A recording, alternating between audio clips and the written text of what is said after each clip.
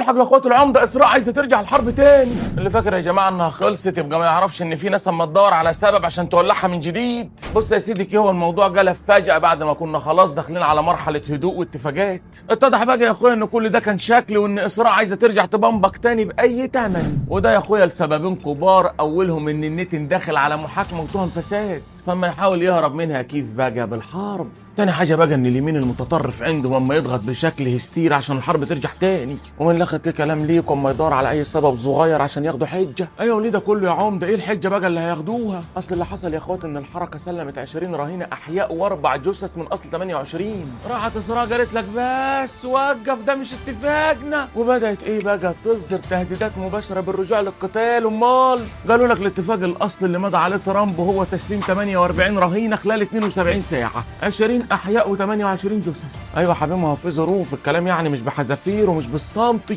وطبعا الحركه هي اللي اديتهم الحجه، قالت لك اصل احنا مش عارفين اماكن باقي الجثث، اصل الموضوع محتاج بحث وتدوير وتنقيب وكده. مصر بقى ما وقفتش، بالعكس كانت جاهزه والخطه البديله. قالت لك احنا هنبعت فرق فنيه تشارك في البحث. لكن الجيش بقى بتاع اسراء قال لك لا يا باشا، احنا مش عاجبنا الكلام ده، واحنا هنضغط سياسيا عشان نرجع العمليات العسكريه ونستعيد الجثث. يا ده طول بالك يا انتوا ما تتلككوا. وراحوا على طول ناشرين خريطه وقالوا لك اياك حد من اهل القطاع يجرب من الخط الاصفر ده، واكدوا لك ان هم مسيطرين على 52% من مساحه القطاع. وراحوا على طول بقى بداوا ياخدوا قرارات من اللي ما تعجبناش. اول حاجه قالوا لك احنا بسم الله ما شاء الله هنقفل معبر رفح بعد ما كان مفتوح. يا عم ازاي بس؟ لما تقولوا ده احنا جهزنا واتفقنا ان احنا هنستقبل الجرحى والمصابين عشان نعالجهم عندنا هنا في مصر. قالوا لك ومش بس كده، احنا هنقلل كمان عدد شحنات المساعدات من 500 شاحنه ل 300. وراحوا موقفين لك دخول المعدات والوقود الا بعدد محدود جدا. لا بقى ده انتوا كده ناويينها بقى. طب عمك ترامب يسكت؟ يدخل على الخط هو التاني.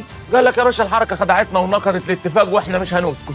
وبدا يقول تصريحات غريبه كده كلها متناقضه وعكس بعض. في الاول قال لك الحركه كلمتنا واتفقت معانا انها هتسلم سلاحها. طب حلو يا عم، كلام زي الفل ده والله. راح رجع على طول في كلامه وقال لك بس لو ما سلمتش السلاح احنا هندخل وننزعه بنفسنا. وده طبعا يعتبر تهديد صريح بمشاركه عسكريه امريكيه داخل القطاع. لكن جوه الحركه بقى تقدر تقولوا كأن في انقسام. راي ما يقول لك احنا هنسلم السلاح الهجومي فقط، وراي تاني ما يقول لك لا يا باشا احنا مش هنسلم اي سلاح لا هجومي ولا دفاعي ولا هنسلم حتى نبله. جيش اسراء ينسحب من القطاع بالكامل وينهي الاحتلال في القطاع، احنا ساعتها نسلم لهم اللي هم عايزينه. ده غير كمان يا صاحبي ان في مشاكل تانية، ده في ورش لتصنيع بقى السلاح موجوده في الانفاق تحت، غير شويه صواريخ وبومب من اللي ضربوهم اسراء على القطاع. ما ضربوش وما فرجعوش، الجماعه خدوهم يا باشا ومخزنينهم. فاسراء راحت قالت لك لا احنا لازم ندمر الانفاق يا باشا والورش دي، وده مش هيحصل غير من خلال عمليه عسكريه. لا ده انتوا ما تتلككوا بقى. ايوه ما نتلكك، انت مش عارف ولا ايه يا عمده؟ راح طلع الوزير بدر عبد العاطي الدكر بتاعنا وقال لك احنا عايزين قوات دوليه. راحت المذيعه اتخضت وقالت له يعني انت موافق ان قوات امريكيه تدخل القطاع؟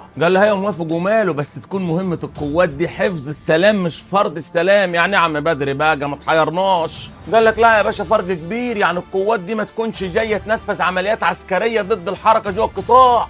ايوه امال هيجوا يعملوا ايه يا عم بدر؟ يعني يلعبوا كوتشينه وثبت وكشكش على علي؟ قال لك دول يا دوبك تقتصر مهمتهم على حفظ السلام والامن والامان، ويكون لهم جدول زمني محدد لحد ما تتم اعاده الاعمار، وبعد كده يسلموا الامور للقوات الفلسطينيه على طول اللي مصر بتدربهم بقالها شهور. راحت اسراء بقى عملت حركه غريبه جدا يا الحاجه، قالت لك انا ابعت الحركه خرايط فيها اماكن الرهائن الموتى. ايوه يا حبيبي لما تقولوا ده، طب لما انتوا عارفين اماكنهم ليه ما جبتوهمش بقالكم المده دي كلها؟ ما انتوا جوه القطاع اما تبرطع بصوا بقالكم قد ايه، وكانت حجتكم ان انتوا عايزين الرهاين وعايزين الناس اللي ماتت. وده يبقى ما يثبت لك ان حكايه الرهاين دي كانت حجه النتن عشان يكمل في حربه. وين بقى يا حبيبي انت وهو لازم نبص مع بعضينا على السبب الاعمق.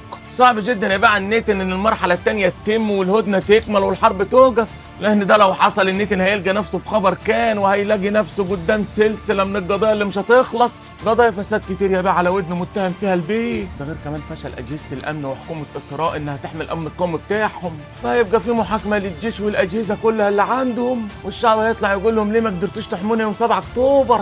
فالناس دي مش هتسلمك رجابها بسهوله كده. ايوه ازاي يا عمده؟ ده ترامب بنفسه مضى على وثيقه وقف الحرب نهائي، واديهم يا حبيبي رجعوا يتلككوا، الناس دي لا ليهم كلمه ولا عهد.